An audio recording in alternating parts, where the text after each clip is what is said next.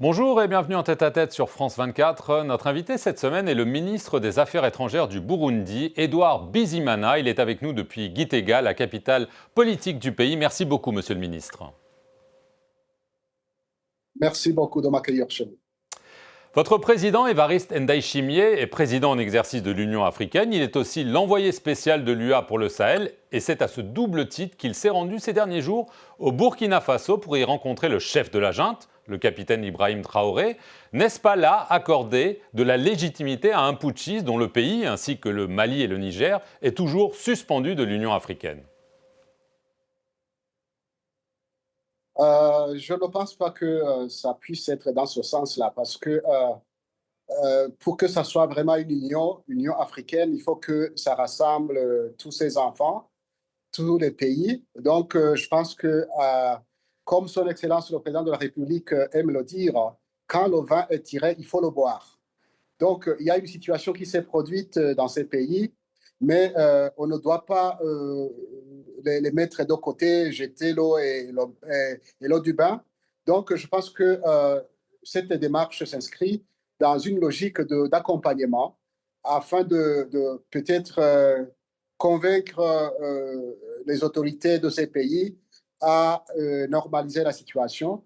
Et je pense que pour l'Union africaine, ça devient une certaine anormalie parce que dans d'autres conférences internationales, ces pays sont invités et au niveau de l'Afrique, on les met de côté. Donc, je pense que les efforts qui sont en train d'être faits, c'est juste une façon de rassembler, d'inviter les gens, de les accompagner dans le processus qu'ils ont entamé. Ce n'est pas une légitimation, mais je pense que c'est dans le souci de les accompagner, d'accompagner le processus pour que ces pays puissent rentrer dans la normalité. Est-ce que ça veut dire que le président va aussi se rendre au Mali et au Niger dans le même but? Oui, c'est prévu, c'est prévu. N'eût été les conflits d'agenda, il aurait pu le faire aussi depuis longtemps. Et je pense que les démarches continuent. Dès que les autorités de ces pays sont disponibles, le chef de l'État du Burundi et président en exercice de l'Union africaine, il est disposé à s'y rendre. Est-ce que le Burundi est favorable à ce que ces pays soient réintégrés, que leur suspension se termine de l'Union africaine? De toutes les façons, le Burundi veut que tous les pays africains, les fils et filles africains, puissent être réintégrer et faire partie de l'organisation parce qu'ensemble, nous sommes forts. Et si nous nous mettons dans la logique de, comment dire, de, de fragmentation, je pense que le continent ne pourra pas avancer. Nous avons des soucis, nous avons des défis à relever, mais comme on dit, aux défis africains, il faut des solutions africaines. Donc, nous sommes dans cette démarche de pousser les gens au dialogue, de rassembler plus que de chercher à diviser les gens. Mais tout de même, le président Ndayishimiye a félicité son frère, je le cite, le capitaine Ibrahim Traoré, pour son engagement pour la paix et la stabilité dans son pays. Ibrahim Traoré a récemment déclaré: la démocratie, c'est pas pour nous. Ça pose quand même un problème, non? Non, chaque pays, vous savez, la démocratie, c'est un processus. Et chaque pays, chaque peuple doit s'en approprier. Donc, je pense que je n'aurai pas beaucoup de commentaires à faire par rapport à ça. Alors, on va en venir à l'est de la République démocratique du Congo, hein, juste à votre frontière. La situation semble toujours volatile. L'accord de paix signé en grande pompe à Washington, en présence de Donald Trump, par Paul Kagame et Félix Tshisekedi, n'est pas devenu une réalité sur le terrain. Oui, il y a quelques accords signés par-ci par-là entre les rebelles du M23 à la RDC. Est-ce que vous craignez encore le pire dans cette région, si proche de chez vous? La situation sur terrain n'a pas beaucoup changé parce que les violences continuent. Je pense qu'il y a encore des efforts à faire pour justement opérationnaliser l'accord, les appliquer concrètement. Donc, nous soutenons toutes les initiatives qui visent à ramener la paix parce que, vous le savez, le Burundi est très affecté par cette insécurité, que ce soit par rapport aux réfugiés qui entrent au Burundi ou par rapport à l'insécurité sur nos frontières avec les rebelles burundais qui ont tendance à déstabiliser le Burundi. Donc, nous encourageons toutes les initiatives et nous encourageons aussi l'application des accords signés. Donc, nous sommes confiants qu'avec le temps, ces accords seront opérationnalisés. Nous voulons voir des résultats concrets sur terrain. Alors, au mois de décembre, quand le groupe rebelle du M23 a pris la ville d'Uvira, qui est tout proche de Bujumbura, la plus grande ville de votre pays, vous aviez craint une invasion rwandaise, vous aviez envoyé des messages. Est-ce qu'il y a toujours ces craintes et est-ce que le Rwanda, selon vos informations, renforce ou réduit sa présence militaire en RDC?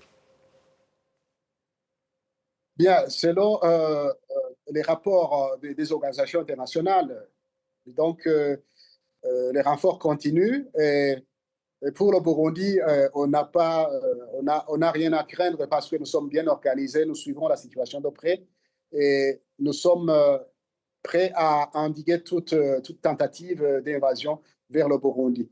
Et nous souhaitons que justement ces accords puissent être opérationnalisés et que les réfugiés puissent rentrer et que aussi toute la région puisse s'atteler aux activités, aux projets de développement parce que nous avons beaucoup de choses en commun et l'intégration régionale avait été perçue comme une solution à tous les problèmes que nous avons. Et nous sommes toujours dans cette voie d'encourager le dialogue et renforcer la coopération régionale, que ce soit au niveau de la communauté est-africaine ou au niveau de la CPGL, parce que nous avons une communauté économique qui rassemble le Burundi, la RDC et le Rwanda, et nous avons des projets partagés. Donc, la stabilité dans cette région sera un facteur de développement parce que ça va relancer les projets de développement intercommunautaires. Dans une interview à Jeune Afrique, Paul Kagame a affirmé à propos de votre président s'il fait des bonnes choses à la tête de l'UA, tant mieux. Et je le cite, dans le cas contraire, nous nous en occuperons le moment venu. Ça ressemble à une menace selon vous? Comment vous réagissez à ces propos?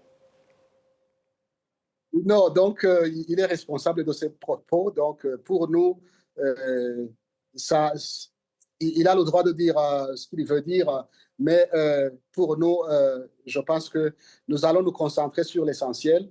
Donc faire avancer l'Union africaine avec des projets concrets et stabiliser la région. Tous les efforts du Burundi s'inscrivent dans cette logique. Donc promouvoir le dialogue et la coopération entre les pays membres de la communauté est-africaine, entre les pays de l'Union africaine. Donc, nous voulons nous concentrer sur l'essentiel. Alors, une des pommes de discorde avec Kigali, c'est le soutien du Burundi à la candidature de l'ancien président sénégalais Macky Sall au poste de secrétaire général de l'ONU. Le Rwanda vous accuse d'avoir violé les procédures de l'Union africaine. 20 États, dont le Sénégal, ont refusé de soutenir Macky Sall. Pourquoi ce soutien s'il n'est pas unanime? Le poste, c'est un poste auquel on accède par élection. Macky Sall est en compétition, c'est un fils du continent. Donc, nous on n'a aucun problème. S'il est en compétition, s'il est élu, c'est un candidat pour l'Afrique. Et s'il n'est pas élu, c'est le meilleur qui aura gagné. Donc, pour nous, il n'y a pas de problème. Et en plus, je pense que la position de certains pays a changé par rapport à sa candidature. Et je pense que septembre n'est pas loin. On attend et voir ce que les gens qui vont élire le Conseil de sécurité, ce que ça va décider. Mais pour nous, c'est un fils africain du continent africain et qui a les capacités. Donc, je pense qu'il n'y a pas, on n'a pas beaucoup à dire par rapport à ça. Nous attendons, il est en compétition et que c'est le meilleur qui va gagner.